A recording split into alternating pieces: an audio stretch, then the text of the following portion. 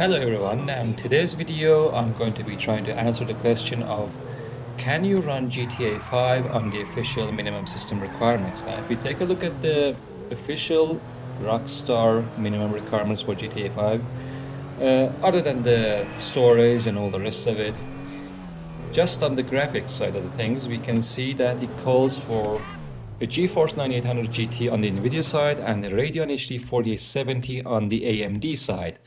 Both of them 1 gig graphics cards. Now first, we're going to be trying GeForce GTS 250 because I do not have a 9800 GT, but it is based on the exact same core. It is a bit faster and it has more shaders, 128 versus 112. Now first we're going to be taking a look at the 720p performance, and I'm just going to turn on Afterburner to see what kind of frame rates we're getting. Over on the top left, we can see the different specifications of the GPU and the current GPU utilization, which sits around 90 to 99%, which seems to indicate that the GPU is fully loaded, fully maxed out most of the time. And if we look a bit down, we can see that the memory is currently using 820 megabytes of the available 1 gigabytes of VRAM.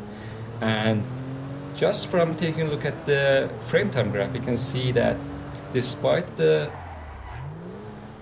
outdated, old, ancient architecture that this card has, it is still able to play GTA 5 at the minimum system requirements. And I should also mention that these are the default settings that the game starts with when you install this card. Now, we're just going to bump up the resolution to 1080p and see what can we expect to get. Alright, we're at 1080p and we've dropped our frame rate significantly down to around 30 FPS, sometimes dipping a bit below 30 FPS, but overall, what I think of this is that since the frame time graph is, it's not ideal, but it is great for a hardware of this class. I think, in my conclusion for this card specifically, I'd say you could play this game with this card. And it's been over a decade since I've played GTA 5 on the Xbox 360, but I bet this is a lot better of an experience than Xbox 360. Next up, we're going to try the HD 4870, and we're going to be starting with 1080p at these settings. Alright, let me just turn on the stats. Here we are. On the exact same settings and the same resolution as the GeForce GTS 250, we should be getting faster performance because this card has significantly more memory bandwidth than the GTS 250, and it is meant to be faster when it was first released. It was meant to compete directly against the GTX 260 and the 280, somewhere between them. But, it is faster still in this game, but it's not as fast as I would be expecting.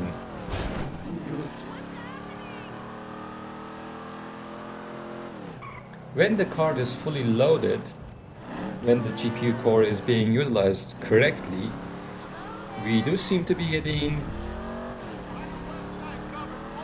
over 40, around 45, mid-40s in terms of FPS, sometimes dipping below 40. And I think this is a significantly better experience than the GTS 250.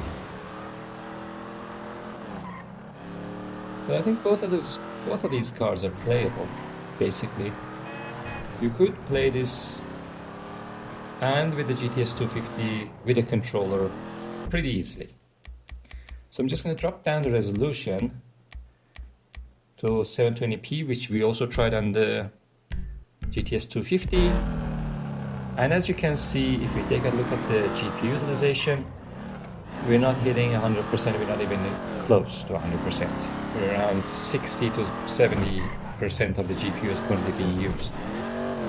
Now I should also mention that the last driver that AMD released for this card dated all the way back to 2013, whereas the GTS 250 continued receiving driver updates until 2016, 3 years later, and after GTA 5's PC release.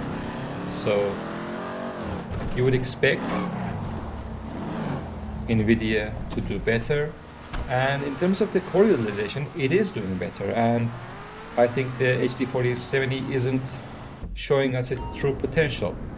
Now finally, I'm just going to show you a side-to-side comparison of the GTS 250 and HD 4070 at 1080p in the exact same settings, and as you'll be able to see in a while, you can see that the 4070 is around 25% faster than the GTS 250.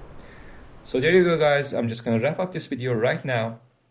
Please drop a like and subscribe to the channel if you did enjoy this video, and take care of yourself.